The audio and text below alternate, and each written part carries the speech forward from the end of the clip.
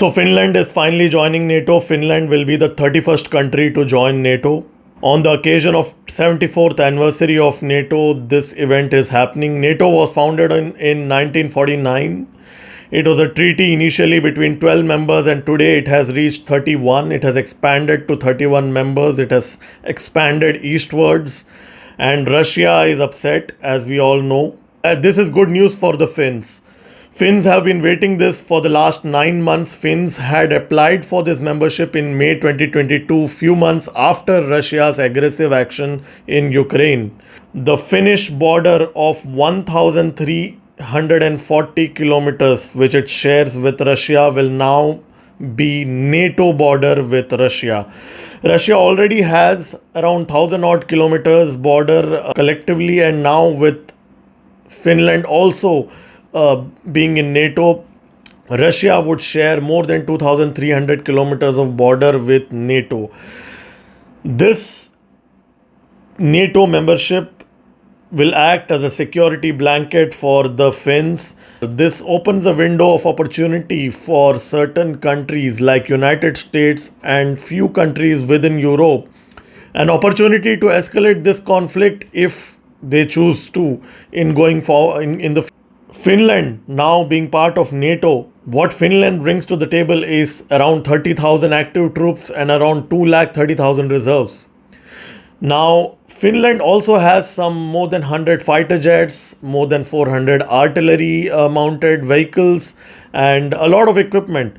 With Finland becoming member of NATO, now NATO countries can ask Finland to supply weapons to Ukraine, or worst, even soldiers to Ukraine in future if the conflict escalates. So Finland really has to be very careful here.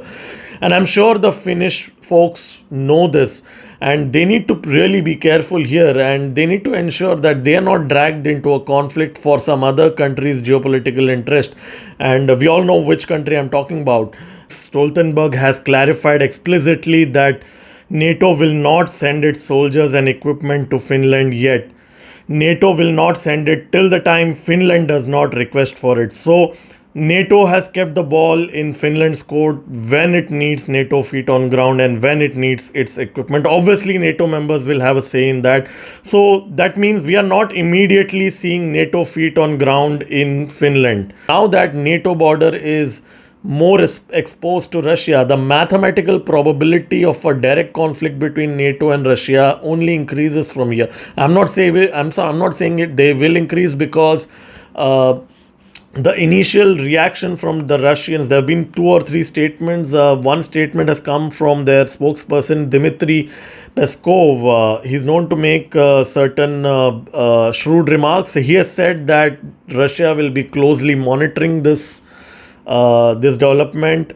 The Defense Ministry of Russia, they have made a statement. Shoigu has made a statement that Russia has sent Iskander missiles capable of carrying nuclear warheads. Russia has also sent jets in Belarus, which also apparently can carry nuclear warheads. So certain deployments in Belarus is the so-called retaliation from the Russian side. Former President Medvedev has made certain harsh statements. I wouldn't invest my time in elaborating his statements here. He always makes such statements. But by and large, there has not been an overtly aggressive response from Russia. Stoltenberg, who is the NATO chief, he has explicitly mentioned today that they haven't seen any physical action from Russia or any kind of retaliation from Russia yet. So the Russian response has been comparatively muted after this news broke out. The Russians, in fact, their spokesperson has mentioned that Russia never saw Finland as an enemy or a hostile country. Russia saw Ukraine as a hostile country, but Russia never saw Finland as much as hostile as probably Ukraine. So this is an indication that Russia probably does not want a conflict with Finland. Russia does not. In fact, I don't think Russia can afford, or Russia would like another front to be opened against it from the Finland side. So I don't think Russia is interested in a conflict right now. They will be obligated to supply weapons to Ukraine, and this exposes them to retaliatory strikes from Russia if Russia feels threatened from their supply of ammunition and maybe even manpower in future.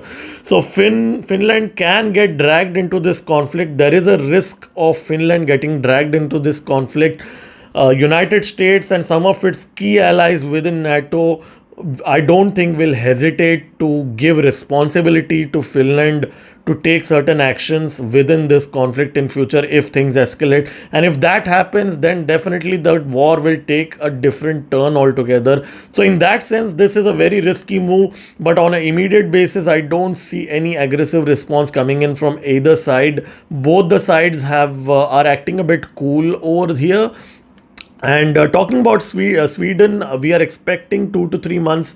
After 2 to 3 months, Sweden should also get its membership. And once it gets its membership, then a whole corridor of NATO will be opened from Sweden to Finland. And the NATO territory obviously will come at the doorstep of Russia in a much more harder way. Hungary has not given vote to Sweden because Hungary is upset for various reasons. Turkey has kept away its vote to Sweden because it believes that Kurdish militants are being harbored by Sweden in its territory. But these things are being sorted out, and Sweden government is expecting very soon to also get votes from Turkey and Hungary. So Finland has to be very careful here. It has to thread its line very carefully. So that's all from my side with respect to Finland joining NATO. This is Degree signing off from this video. Like this video, subscribe to my channel. I'll be posting more videos. Stay tuned.